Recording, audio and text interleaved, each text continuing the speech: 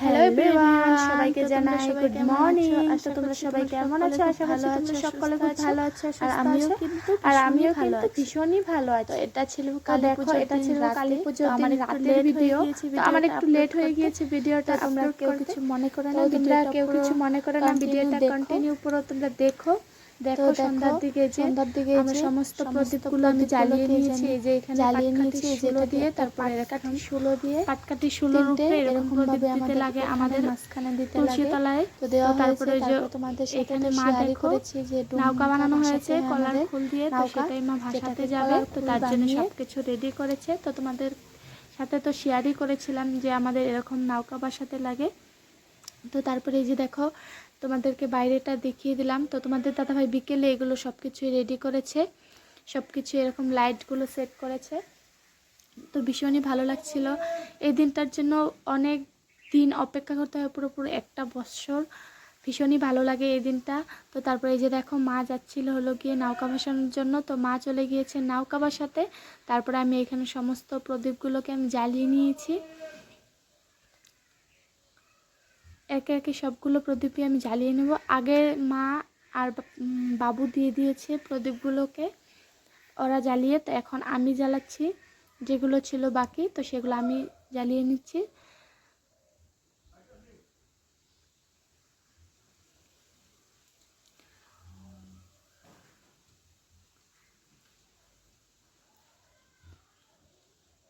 তো তারপরে এই যে দেখো সবগুলো প্রদীপই আমি ভালোভাবে যে জ্বালিয়ে নিচ্ছি।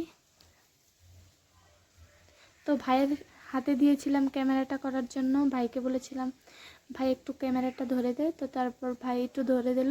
তো যেহেতু ছোট তার জন্য ভালোভাবে ক্যামেরাটা ধরতে পারছিল না। তো তারপর আমি নিয়ে নিলাম হাতে। তারপরে যে দেখো সবগুলো একে একে ভালোভাবে জ্বালিয়ে তারপরে হলো গিয়ে সবখানে দেওয়া হবে।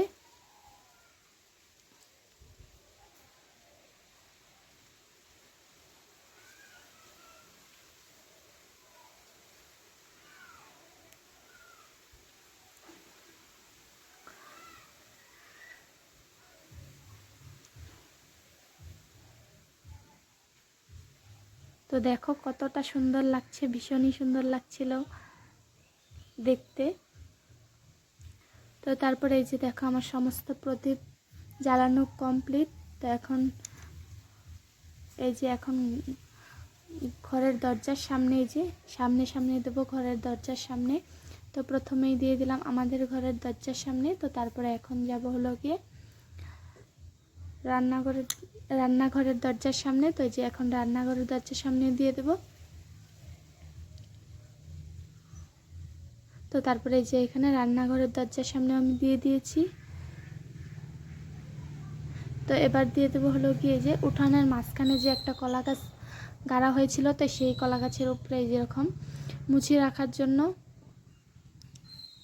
বানিয়েছে। তোমাদের কাদের কাদের এরকম উঠানের মাঝখানে কলা গাছ দেওয়া হয় কমেন্টে জানিও। আমি তারপর তলে একটু আবির দিয়ে একটু ফুলের মতো আঁকিয়েছি। তো সেরকমভাবে আমি পারি না, তো যেটুকু পেরেছি করেছি। তো তারপরে যে এখন যাচ্ছি হলো গিয়ে গেটের সামনে দেওয়ার জন্য। তারপর ওই যে দেখো ওইখানে বাবু ফোটাচ্ছিল বম।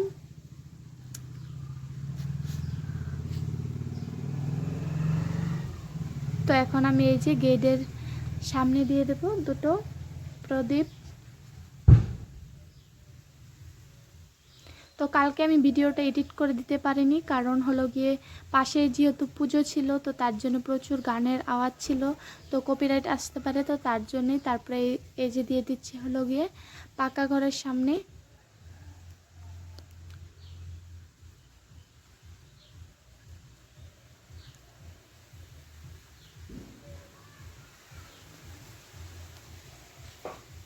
তো তারপরে এই যে পাকা ঘরের সামনে দেওয়া কমপ্লিট। তো এবার দিয়ে দেবো হলো গিয়ে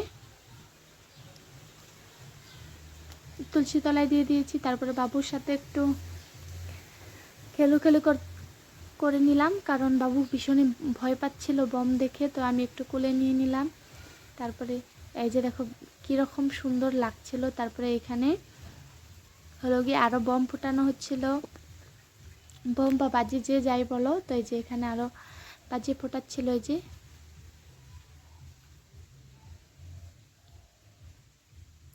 তো তারপর তোমাদের দাদাভাই চলে এসেছিল, যেহেতু পাশেই তোমাদের দাদাভাইয়ের এখানে পুজোরি আছে, তো সেইখানে তোমাদের দাদাভাই ছিল।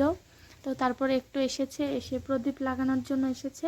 তো তারপর চলে এসেছে তোমাদের দাদাভাই। এখন তোমাদের দাদাভাই দেখো কত সুন্দর বাজিগুলো ফুটাবে, দেখবে।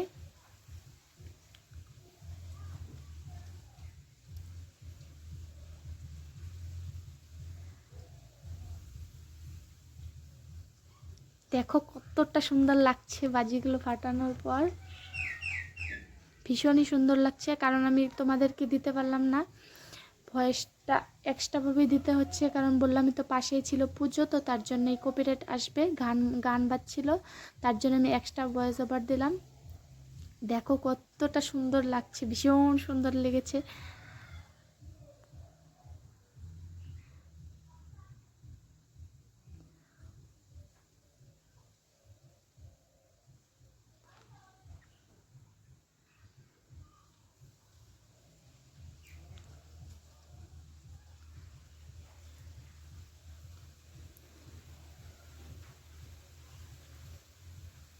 তো তারপর আরও একটা বাজি এখানে তোমাদের দাদাভাই জ্বালিয়ে দিচ্ছিল।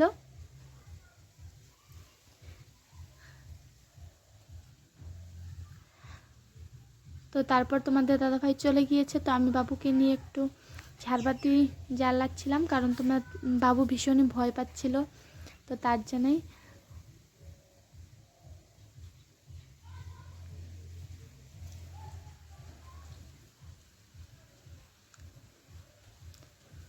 তো তোমাদের ভিডিওটা কীরকম লাগলো কমেন্ট করে জানিও। যদি ভালো লেগে থাকে তো লাইক, কমেন্ট, শেয়ার অ্যান্ড চ্যানেলটাকে সাবস্ক্রাইব করে দিও। তাহলে সবাইকে বাই, টাটা। তোমরা কীরকম এনজয় করলে পুজোতে সেটাও কমেন্ট করে কিন্তু জানাতে ভুলবে না। তাহলে সবাইকে বাই বন্ধুরা।